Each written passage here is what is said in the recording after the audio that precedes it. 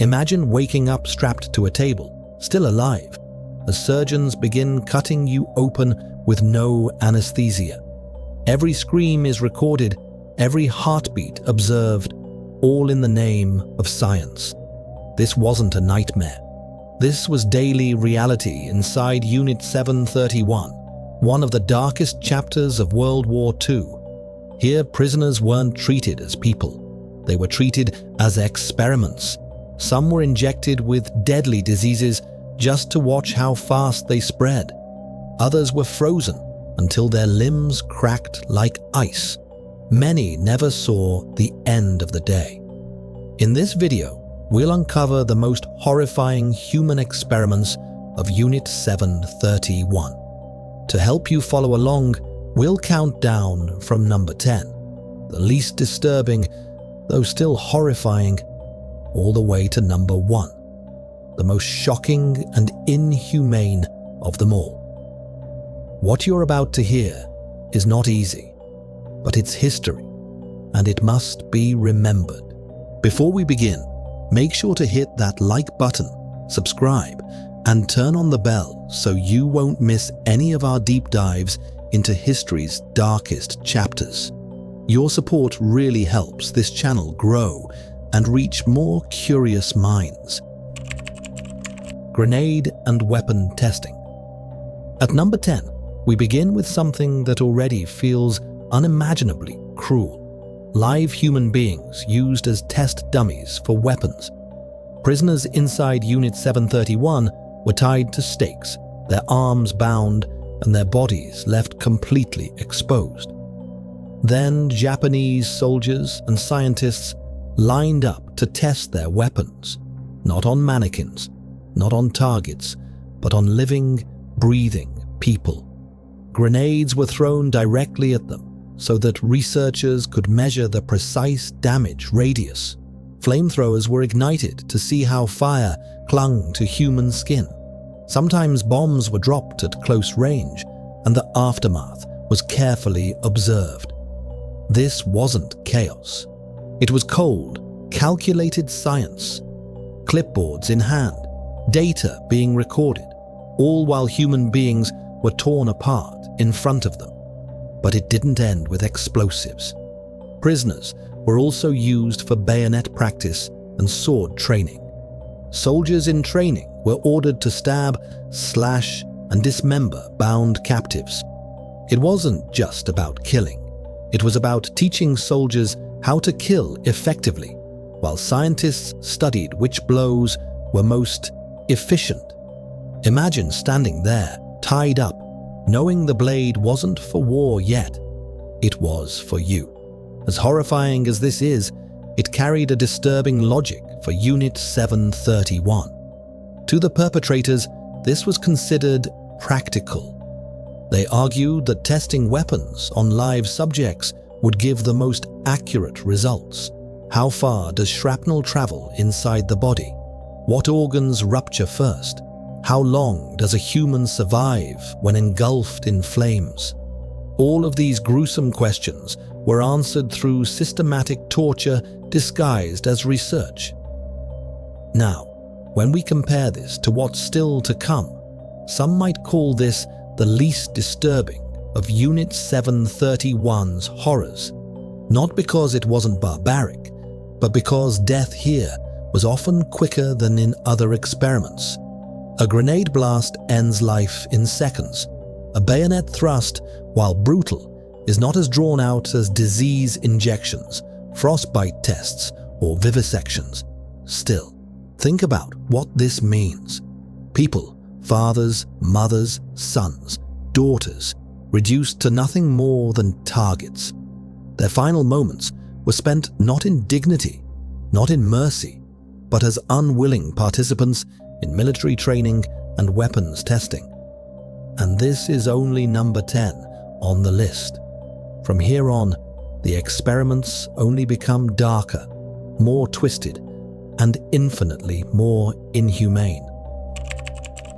Human target practice. At number 9, we move to something that, on the surface, sounds almost unbelievable. using prisoners as live targets for combat training. Inside Unit 731, men, women, and even children were bound and forced to stand in place while Japanese soldiers practiced their skills on them. These were not simulations. There were no wooden dummies, no straw mats, no training mannequins.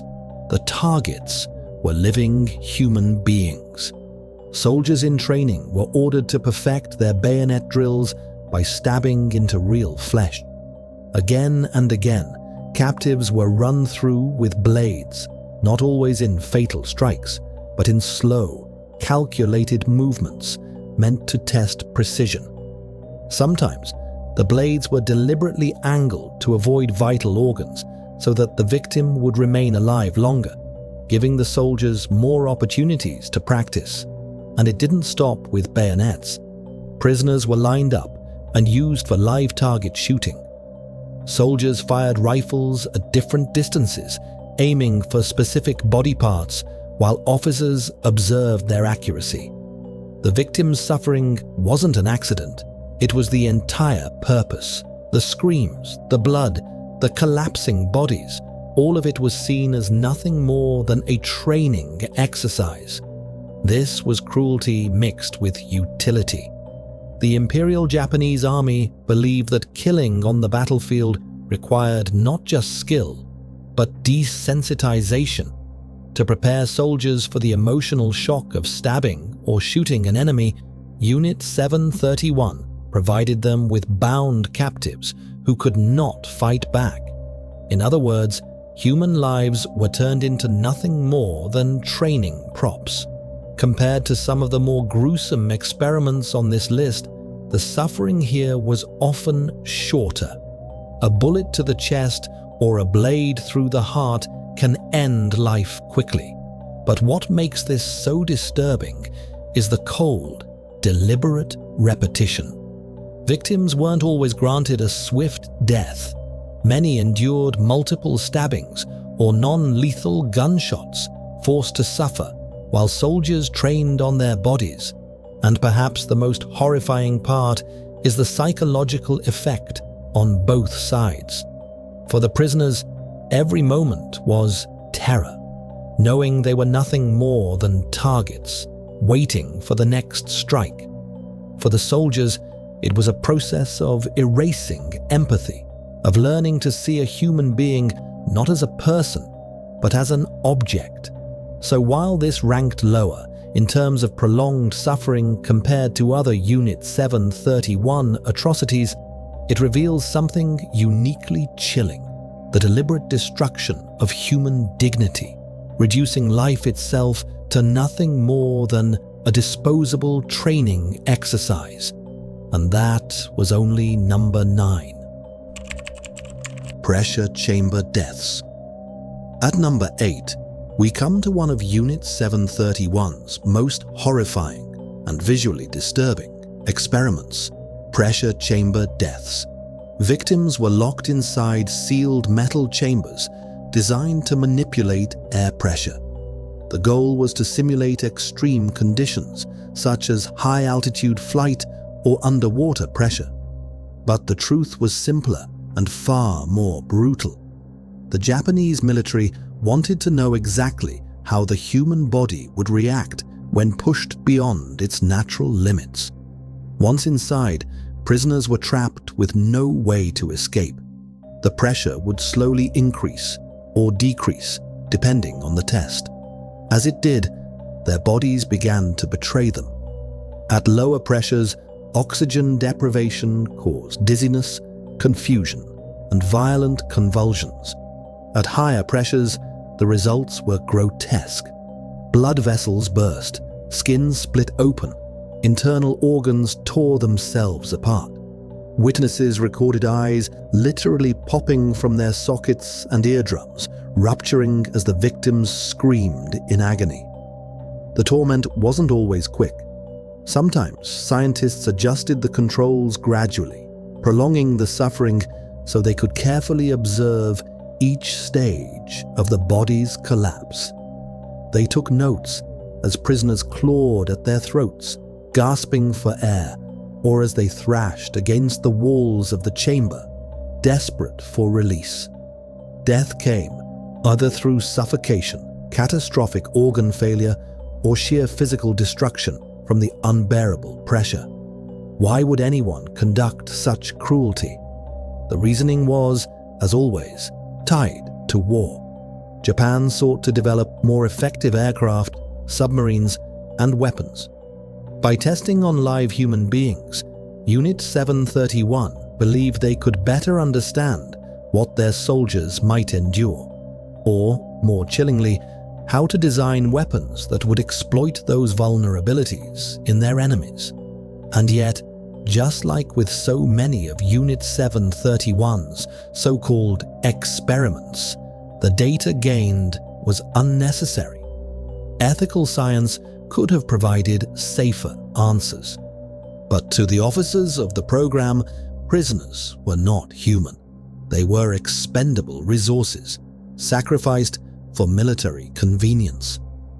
Compared to other atrocities on this list, the pressure chamber deaths may seem less widespread. They didn't wipe out entire villages like plague bombs, nor did they break prisoners down over weeks or months like disease injections. But what makes them unforgettable is the sheer horror of the deaths themselves. Few images are more haunting than that of a human body literally tearing itself apart under crushing pressure, all while being carefully documented by those who caused it. And with this, we move further down the list, where the experiments only grow darker. Poison and chemical weapon tests. At number 7, we come to one of Unit 731's most excruciatingly cruel experiments: poison and chemical weapon testing. Unlike some of the more widespread horrors carried out on entire populations, these experiments were more contained, but no less terrifying for the victims who endured them. Prisoners were deliberately exposed to a variety of lethal substances. Some were forced to drink poisons mixed into food or water. Others were injected directly into their veins with chemical compounds, the effects carefully recorded as their bodies began to shut down. Victims would foam at the mouth, choke on their own blood, and writhe in violent seizures as the toxins spread through their systems. But poison was only one part of this nightmare. Unit 731 also conducted live trials with chemical warfare agents, substances designed to kill or incapacitate soldiers on the battlefield. Prisoners were locked inside sealed chambers and then released into clouds of chlorine, mustard gas, or other choking agents. Scientists stood outside with notebooks, watching as their captives clawed at their throats, coughed up blood, and collapsed to the ground, suffocating slowly as their lungs blistered from the inside. The suffering was not only physical, but deliberately prolonged. Victims were rarely given a quick death. Instead, scientists adjusted the dosages and concentrations to study exactly how long it would take for each poison or gas to kill, and what sequence of symptoms would appear along the way. Even pregnant women were subjected to these trials, the effects on both mother and unborn child noted with clinical detachment. Why did Unit 731 inflict such agony? The justification was always the same: to improve Japan's war machine. By observing poisonings and chemical exposures in real time, they hoped to perfect new weapons for the battlefield and find ways to exploit weaknesses in enemy troops. Human beings became nothing more than unwilling test subjects, living, breathing data points. Compared to experiments that wiped out whole villages with plague or disease, the scope of poison and chemical testing was smaller, but the suffering it inflicted was intensely personal and agonizing. Each victim experienced a drawn-out death, that stripped them of dignity, humanity, and hope, all for the sake of scientific notes scribbled in a laboratory. This is why the poison and chemical weapon tests earn their place on the list.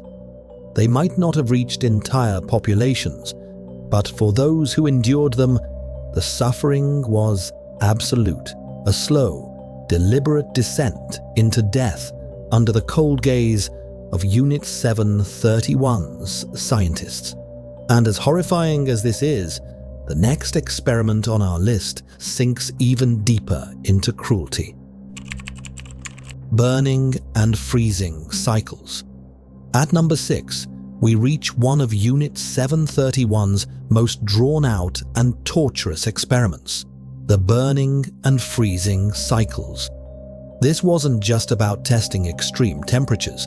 It was about pushing the human body past its breaking point, again and again and again. Prisoners were subjected to alternating cycles of scorching heat and bitter cold, trapped in a cycle of suffering that seemed designed to erase every last shred of endurance. The process often began with flames. Victims were exposed to blowtorches or searing hot air, their skin blistering and blackening under the relentless heat. They were not allowed to move or shield themselves. Every burn was intentional, every scream recorded by the watching scientists. And just when the body seemed to collapse under unbearable heat, the experiment would shift. Buckets of icy water were poured over charred skin. Sometimes the prisoners were plunged into freezing vats or left in the open winter air of Manchuria, their burned flesh exposed to the bitter cold. The sudden shock of temperature tore at their bodies in ways unimaginable. Muscles spasming, skin cracking, and tissue beginning to rot before their eyes. But the cruelty didn't end there. Once the body began to numb from cold, the process reversed again. Flames returned. Ice became fire. The repetition was endless until the subject could no longer endure. This cycle wasn't about speed. It was about duration. It was torture disguised as science. Why do this?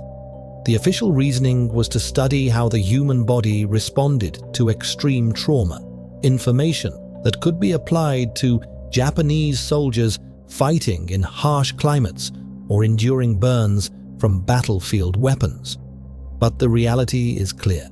These experiments were less about military necessity and more about the grotesque fascination of watching the human body collapse under unnatural conditions. What made the burning and freezing cycles especially horrifying was the deliberate extension of pain. Unlike a single blow or sudden execution, this method ensured that death came slowly, often after days of repeated agony. Victims were forced to endure alternating extremes until their organs failed, their skin could no longer heal, and their lives were finally consumed by exhaustion and torment. This is why burning and freezing cycles stand at number 6 on our list, not as the most widespread of Unit 731's crimes, but as one of the most calculated and prolonged examples of cruelty, a form of torture where the only certainty was suffering and the only escape was death. Frostbite experiments. At number 5, we come to one of the most infamous and grotesque experiments carried out at Unit 731, the frostbite experiments. These experiments were designed to study how the human body reacts to freezing conditions, but the way they were conducted defies all comprehension. Prisoners, often referred to as mere logs by the scientists, were forced to endure brutal cold until their bodies became test subjects in living horror. The procedure usually began outdoors, in the frigid Manchurian winters, where temperatures dropped well below freezing. Victims were stripped of protective clothing and left exposed to the wind, snow, and ice. Sometimes their arms or legs were deliberately submerged into tubs of icy water, held there for hours until the flesh became stiff and lifeless. The goal was simple, yet monstrous: to freeze limbs solid. Scientists would test the progress by striking the frozen arms or legs with a stick. When the sound resembled wood being hit, they declared the limb sufficiently frozen. That detail alone captures the cold detachment with which these experiments were carried out. But the suffering didn't end there. Once the flesh had frozen, the scientists moved to the next phase: thawing. Victims' limbs were doused in hot water, exposed to flames, or rubbed with various substances to see how different methods affected recovery. The thawing process was excruciating. Nerves, long numbed by the cold, would flare back to life, producing unbearable pain. The skin would blister, peel, and often rot as gangrene set in. Many prisoners were kept alive for days, their decaying flesh studied as infection spread. Others had frozen limbs, amputated, so the effects could be dissected in controlled detail. Every stage was observed and recorded, as if these men and women were nothing more than lab animals. The justification. Japan's military sought ways to treat frostbite and hypothermia for soldiers fighting in freezing conditions. But the reality is that the victims of these experiments weren't volunteers. They were captives, stripped of dignity and forced to suffer unimaginable pain for data that could have been gathered without such barbarity. What makes the frostbite experiments stand out is the sheer duration of suffering. Victims didn't simply die quickly. They lived through repeated freezing, thawing, and infection, an ordeal where death was not immediate, but a slow, drawn-out certainty. This is why the frostbite experiments stand at number 5. They were not only inhumane, but uniquely degrading, leaving their victims alive long enough to study the process of their destruction. Disease injection experiments. At number 4, we reach one of the darkest and most inhumane practices carried out at Unit 731, the deliberate disease injection experiments. Unlike the quick brutality of weapon tests or pressure chambers, these experiments were drawn out, slow, and agonizing. Prisoners were deliberately infected with some of the deadliest diseases known to humanity, including cholera, anthrax, syphilis, and typhoid fever. What makes this even more disturbing is that the victims weren't only men. Women, the elderly, and even children were subjected to this cruelty. No one was spared. The process was cold and systematic. Prisoners were strapped down or restrained, while pathogens were injected directly into their bloodstream, lungs, or organs. Sometimes contaminated food or water was given instead, ensuring the disease would spread internally. Once infected, they were denied any treatment. The entire point was to observe the disease progress naturally, from the first fever and chills to the final, painful stages of organ failure. Doctors and scientists, often wearing white coats, would carefully take notes as their subjects screamed in agony, deteriorated, and eventually died. Their bodies would then be dissected to confirm how the disease had ravaged them from the inside. It was science stripped of all humanity, an experiment in suffering rather than healing. Perhaps most horrifying was the infection of pregnant women. Many were intentionally exposed to syphilis or other diseases to study how pathogens transferred to unborn children. Fetuses were dissected after miscarriages or premature births, all in the name of scientific curiosity twisted into barbarity. The justification, once again, was military. Japan's army wanted to weaponize diseases, to understand how they spread and how they could be controlled or unleashed during biological warfare. But in practice, this was nothing short of torture disguised as research. What sets the disease injection experiments apart from others on this list is their slow cruelty.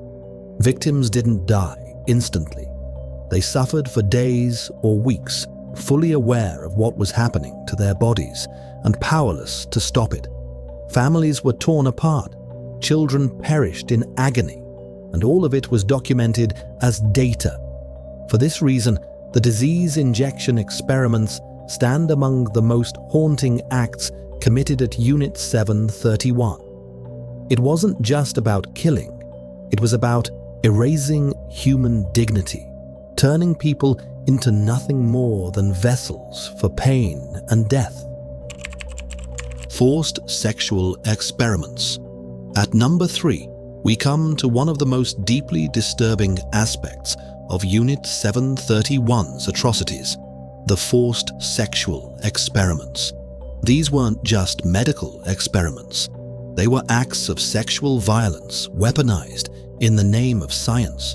Prisoners were coerced, raped, or forced into sexual acts under the direct orders of military doctors. For the victims, it wasn't only torture, it was degradation on the most personal level imaginable. One of the primary goals was to study the spread of venereal diseases, especially syphilis. Prisoners infected with these diseases were forced to engage in sexual acts with healthy prisoners, while doctors observed the transmission and progression of infection. There was no consent, no care, and no mercy. Both men and women were used as test subjects, and once infected, their suffering was carefully documented until the disease consumed them. Women often faced the worst of this horror. Many were raped repeatedly, and if they became pregnant, their pregnancies themselves were treated as experiments. Researchers wanted to see whether diseases could be passed from mother to child, and so they deliberately infected expectant mothers. In many cases, babies were born sick or stillborn, and those infants were dissected shortly after birth, all to study the data. The cruelty didn't stop there. When women miscarried or gave birth, the fetuses were taken and examined, treated not as human lives, but as specimens. Families were torn apart before they could even exist, and generations were scarred before they had the chance to live. This layer of horror went beyond physical suffering. It created generational trauma. Survivors carried not only physical scars, but the crushing shame of sexual violation, a humiliation designed to erase their dignity completely. It was torture not just of the body, but of the spirit, turning the most intimate human act into a weapon of control and destruction. What makes these experiments especially horrifying is how they combined every layer of cruelty, torture, disease, sexual violence, and exploitation of children and unborn life. It was suffering on every level: physical, emotional, and generational. For this reason, the forced sexual experiments rank among the most horrifying of Unit 731. They represent not only the loss of life, but also the calculated destruction of humanity, dignity, and even the possibility of future generations. Plague bomb testing. At number 2, we move from individual suffering to something far larger: the deliberate use of biological weapons on entire populations. Unlike many of Unit 731's experiments that took place behind closed doors, plague bomb testing was unleashed on the outside world, turning whole towns and villages into laboratories of death. The Japanese military wanted to test the effectiveness of biological warfare, particularly the bubonic plague. To do this, they bred fleas infected with plague bacteria, sealed them inside clay bombs, and then dropped them from airplanes over Chinese towns. When the bombs shattered, the fleas spread out, infecting rats, livestock, and eventually entire communities of people. The result was catastrophic. Villages that had been peaceful one day were overwhelmed by sudden outbreaks of plague the next. People developed painful swellings, fevers, and rapid organ failure. There were no doctors, no treatments, and no chance of survival. Entire families died within days, leaving homes empty and streets littered with bodies. Historians estimate that hundreds of thousands of civilians died from these deliberate plague attacks. This wasn't random disease. It was planned, executed, and documented as a weapon test. And once the outbreak began, Unit 731 researchers sometimes returned to the ruined villages, examining corpses and the few survivors, recording their findings as if these horrors were nothing more than data points. What makes this particularly disturbing is the scale of cruelty. While vivisection or frostbite experiments destroyed individual lives, plague bomb testing destroyed entire communities. Whole regions were erased, not only through death, but through the terror it spread. Survivors lived with the constant fear that the sky itself might rain down their destruction. And it wasn't only the bubonic plague. Other pathogens, including cholera and anthrax, were also tested in similar ways, leaving devastation that stretched far beyond the walls of Unit 731's compound. This was cruelty multiplied by thousands. It wasn't just an experiment on prisoners, it was mass extermination disguised as research. Plague bomb testing blurred the line between warfare and genocide, transforming science into a weapon of terror. That's why it sits at number 2. Because it wasn't only about pain or humiliation, it was about the systematic destruction of entire populations, carried out with chilling precision. Vivisection without anesthesia. At number 1, we arrive at what is often considered the single most disturbing practice of Unit 731. Vivisection without anesthesia. The word vivisection means cutting open a living body to study its internal organs. Normally, it's a procedure reserved for animals in laboratories, but inside Unit 731, it was done to human beings while they were still alive and fully conscious. Prisoners, often referred to coldly as logs by the researchers, were strapped to operating tables. No sedatives, no painkillers, no mercy. The experiments began with incisions into the chest and abdomen. As doctors watched the victims writhe and scream, every heartbeat, every gasp, every movement of the organs was carefully observed, as if the suffering itself were just another scientific measurement. Sometimes, the subjects were infected with deadly diseases beforehand. The researchers would then cut them open to see exactly how the pathogens spread inside the human body. They examined lungs eaten away by pneumonia, livers swollen from anthrax, and intestines destroyed by cholera, all while the patient was still alive. Other times, healthy prisoners were chosen. Their organs were removed one by one, often without any intention of saving them. In some cases, lungs were cut out to test how long a body could survive without them. In others, limbs were amputated, not to heal, but to study shock and blood loss. What makes vivisection without anesthesia the darkest of all is not only the unimaginable physical agony, but the complete erasure of humanity. These victims weren't seen as people. They weren't given names or compassion or dignity. They were treated as disposable test material. human beings reduced to tools in the pursuit of knowledge. There was no quick death, no relief, and no hope. The end always came in the form of exhaustion, blood loss, or the slow shutting down of the body. And through it all, the so-called doctors stood over their victims, recording notes as if nothing monstrous was taking place.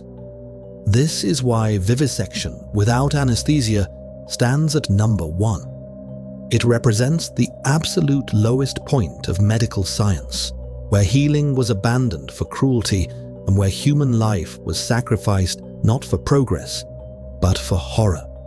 It is remembered today as one of the darkest acts in all of human history. And there you have it, 10 of the most disturbing and inhumane experiments carried out under Unit 731. Each one, from weapon testing to vivisection, reveals just how far cruelty can go when human beings are stripped of dignity and treated as tools rather than lives. It's easy to hear about these events and wonder, how could anyone allow this to happen? But history reminds us that when power, secrecy, and dehumanization combine, atrocities can unfold in ways that defy belief. The victims of Unit 731 were silenced in life, but remembering their suffering ensures they are not silenced in history. By learning about these horrors, we recognize the depths of human cruelty and why it is so important to guard against it ever happening again. If this video made you think, or even unsettled you, that's the point. History isn't always comfortable, but it's always important. Now I want to hear your thoughts. Which of these experiments shocked you the most? And do you think humanity has truly learned from these dark lessons of the past? Share your thoughts in the comments. I'll be reading through them. Thank you and see you in the next episode of Dark Law.